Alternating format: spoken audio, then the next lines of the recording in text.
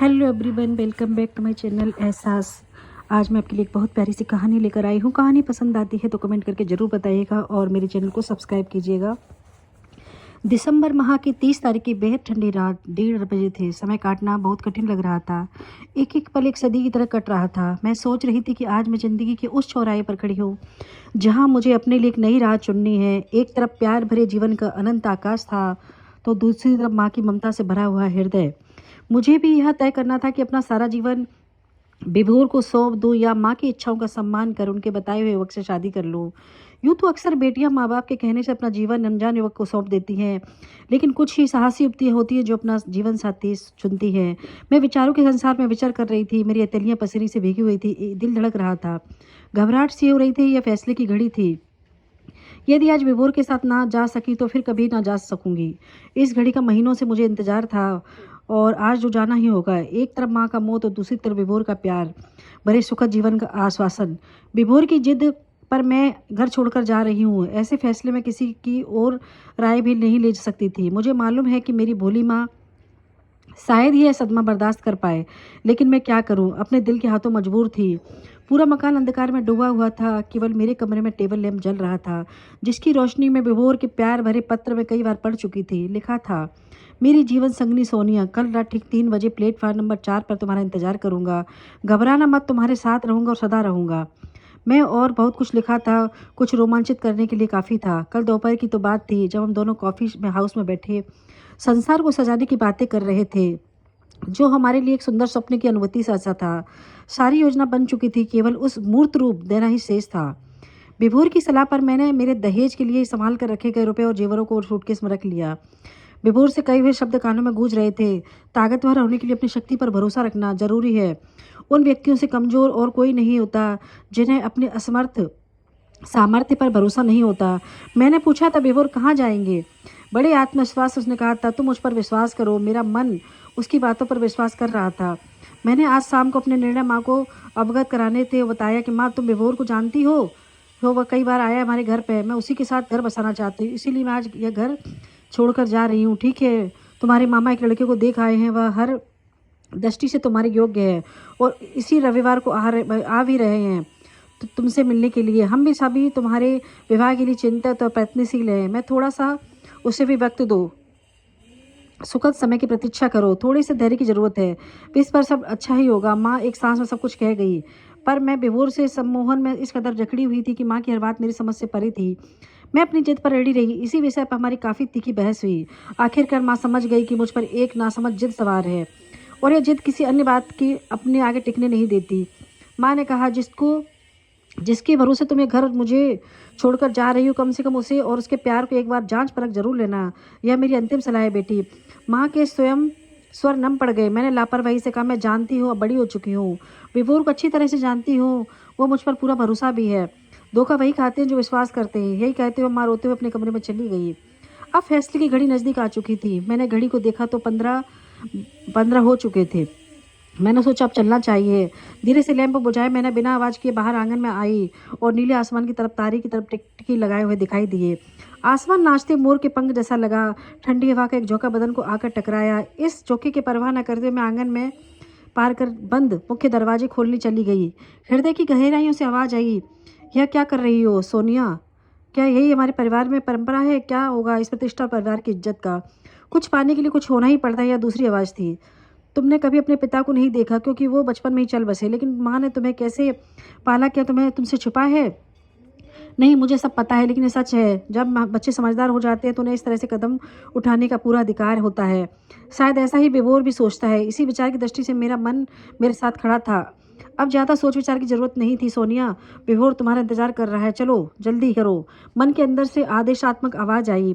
नहीं, यह पूरी तरह से गलत है सोनिया। जो चीज़ गलत है उसे चाहे सिर्फ तर्क के लिबास में लपेटा जाए, वह गलत ही रहेगी। दिमाग बोल रहा था। कल क्या होगा? तुमने सोचा है कभी क्या होगा? जग हसाई होगी, लोग तुम्हारे नाम पर तुम्हारे खानदान को इल्जाम लगाएंगे, अनगढ़ बातें करेंगे।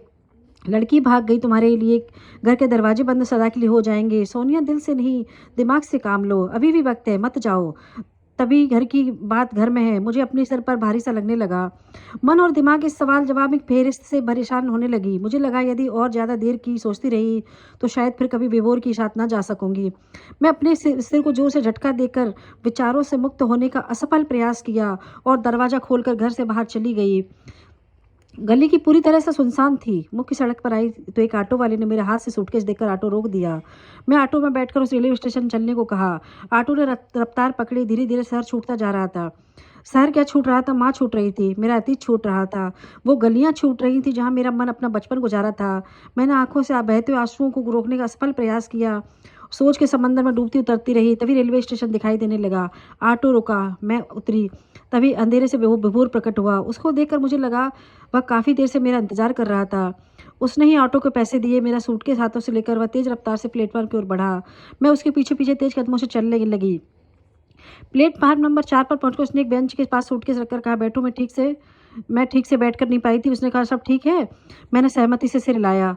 वह कुछ देर चुपचाप रहा। शायद उसका चुप रहना उसे ही असहनीय सा महसूस हो रहा था। फिर बोला, गाड़ी 1 घंटा लेट है। मैं कुछ नहीं बोली। तभी उसने कहा, अभी आता हूँ। वह दौड़कर 2 कॉफ़ी ले आया। हम दोनों ने खामोशी से कॉफ़ी पी ली। उसने स्नेह भरे लफ्जे में पूछा, रुपए जेवर तो साथ लाई हो ना? अचानक माँ की अंतिम सलाह दिमाग में कौंधी। साहस मेरे मुंह से निकल पड़ा, नहीं विभोर, वह सब कुछ गड़बड़ हो गया। मैं कुछ भी साथ नहीं ला सकी। लॉकर की चाबी माँ ने जाने कहाँ रख दी। दिन भर ढूंढती रही, मिली ही नहीं। उसका सांवला गोल चेहरा गुस्से से सुलग उठा। अचानक वह विफर उठा। उसका इस तरह से विफरना मेरे लिए अप्रत्याशित था। वह पहले धीरे धीरे बोल रहा था, फिर उसका दिमाग असंतुलित हो उठा और अचानक गुस्से से चीखने लगा। क्यों आई हो खाली हाथ? क्या होगा परदेश में बिना पैसे के? कितने दिन में तुम्हें समझा रहा था और जाने क्या क्या वह कहता चला गया। उसे इतना असहज होते मैंने पहली बार ही देखा था। पहले मेरी भी तो सुन लो। मैंने प्यार से उसका हाथ पकड़ कर कहा तो उसने क्रोध में मेरा हाथ झटक दिया। वह कुछ भी सुनने के लिए तैयार न था। मैंने उसने क्रोध में आग सागर में एक भंवर उठते देखा जिसमें मुझे डूबने का खतरा नजर आया। मैंने सोचा, सच बता दूं कि मैं तुम्हारे अनुमान से अधिक धन लेकर आई हूँ। लेकिन तभी मन ने कहा, ठहरो, पहले इसे परख लो। मन कहा मानकर चुप रही। विभोर न जाने क्या क्या कहता चला गया और मैं सुनती रही। मैं जिस विभोर को जानती थी वह यहाँ बिल्कुल नहीं था। मेरे लिए पत्थर का नहीं, जीता जागता देवता रूप था। लेकिन आज मुझे वह पत्थर से भी ज़्यादा कठोर लग रहा था। मुझे आज पहली बार अपनी पसंद पर दुख हुआ। सोचा, क्या मेरा चुनाव सही था? मुझे अपने चारों तरफ अंधेरा गहरा जंगल सा महसूस हुआ जिसकी सभी राहें मानो गुम हो गई। मैंने जिस संभावनाओं से जुड़ी थी उससे मुझे अपना अस्तित्व हवा में झूलते हुए जालों की मनिंद महसूस हुआ। मुझे मेरी निराशा लहूलुहान कर रही थी। प्यार का सागर कुछ पलों में सूख गया। विभोर बहुत देर तक सोचता रहा, फिर जल्दी से बोला, सुनो सोनिया, मैं बिना पैसे के शहर से नहीं कदम भी बाहर नहीं रख सकता। यदि तुम मेरा प्यार और जीवन भर साथ चाहती हो तो कल इसी समय इसी ट्रेन में चलेंगे।